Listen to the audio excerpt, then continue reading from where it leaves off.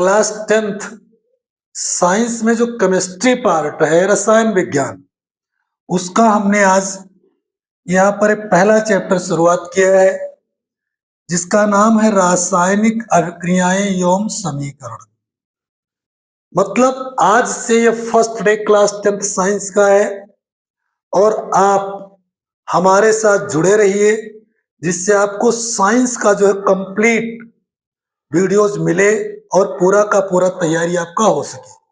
देखिए, इसमें सबसे पहले तो हम इसके बारे में थोड़ा सा एक परिचय ले लें, इसमें पढ़ना क्या है।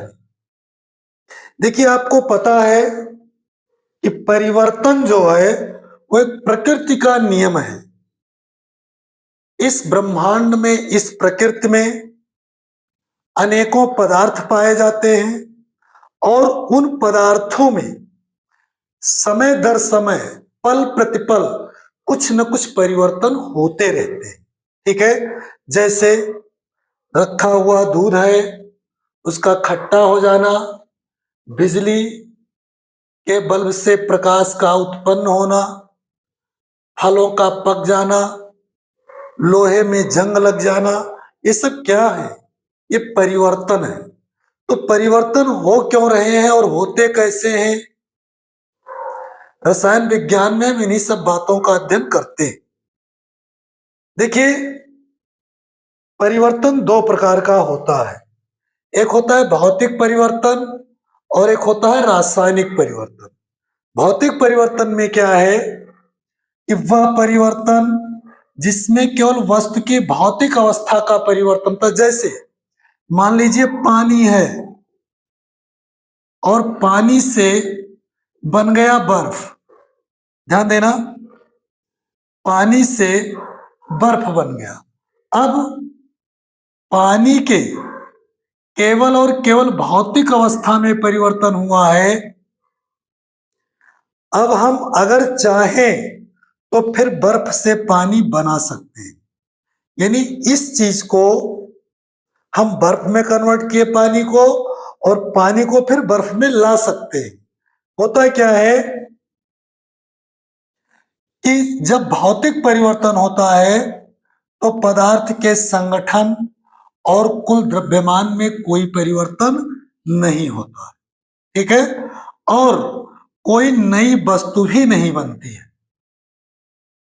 एक बार फिर से इस बात को हम समझ लें कि जब वस्तु के केवल भौतिक अवस्था में परिवर्तन होता है, जैसे पानी द्रव अवस्था है और बर्फ ठोस अवस्था है, तो केवल अवस्था में परिवर्तन होगा।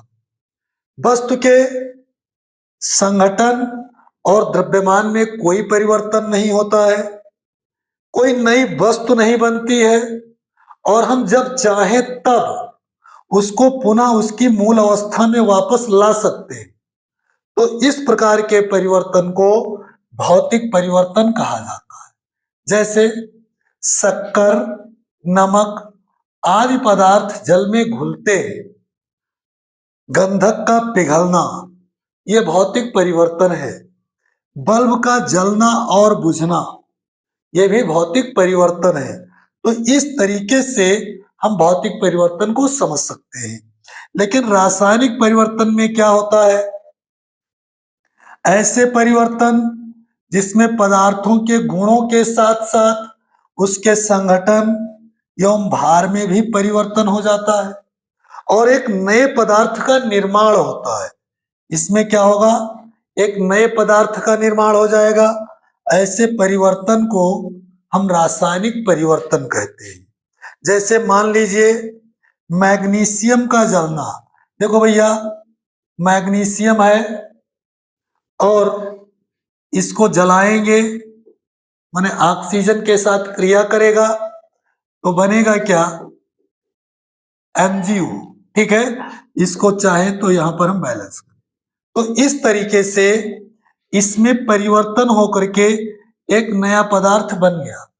और हुआ क्या कि इसके रंग में, इसके संगठन में, इसके द्रव्यमान में, सब में परिवर्तन होगा। और अगर हम चाहें इस मैग्नीशियम ऑक्साइड से फिर मैग्नीशियम को प्राप्त कर ले, तो ऐसा भी नहीं हो सकता है। तो इस प्रकार का जो परिवर्तन है, इस परिवर्तन को हम रासायनिक परिवर्तन कहते हैं। जैसे मैग्नीशियम का जलना हुआ, लोहे में जंग लगना हुआ। देखिए, दूध से दही बन गया, ठीक है। अब अगर आप चाहें तो दही से दूध नहीं बना सकते हैं, उसके गुणों में परिवर्तन हो गया, उसके संगठन में परिवर्तन हो गया, उसका लक्षण बदल गया, सब कुछ चेंज हो गया। तो ये परिवर्तन कैसा परिवर्तन है? रासायनिक परिवर्तन। रासायनिक परिवर्तन के दौरान रासायनिक अभिक्रिया होती है। देखिए, रासायनिक अभिक्रिया, इसमें होता क्या है कि जब एक या अनेक पदार्थ आपस में अभिक्रिया करके एक नए पदार्थ बना देते हैं। कोई पदार्थ है, कई पदार्थ आपस में रिएक्शन किए, क्रिया किए और एक नया पदार्थ बन गया, तो इसको हम बोलते हैं रासायनिक अभिक्रिया। जैसे मैंने यहां पर लिखा कि नौसादर पर चूना की अभिक्रिया। जब नौसादर और चूना अभिक्रिया करता है तो अमोनिया बनता है। आइए इसको लिख करके देखते हैं कैसे रासायनिक अभिक्रिया होती है। नौसादर को लिखते हैं NH4Cl, इसको कहते हैं अमोनियम क्लोराइड, ठीक है। इसका रासायनिक नाम है अमोनियम क्लोराइड, जिसको बाजारू नाम नौसादर जानते हैं, और रासायनिक सूत्र इसका NH4Cl होता है। ये क्रिया किसके साथ करता है? कैल्शियम ऑक्साइड शुष्क चूने के साथ। तो बनेगा क्या? बन जाता है CaCl2, यानी कैल्शियम क्लोराइड बन गया। इसके साथ साथ H2O जल बन गया और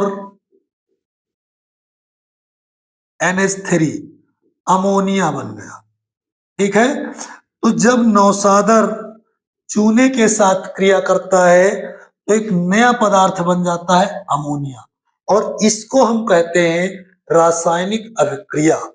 तो रासायनिक अभिक्रिया की डिफिनेशन मैंने क्या लिखा? देखो, यहां पर मैं कर क्या रहा हूं, हर टॉपिक का डिफिनेशन लिख रखा हूं, जिससे कि आपको अगर नोट्स बनाना है तो कोई समस्या ना उत्पन्न हो।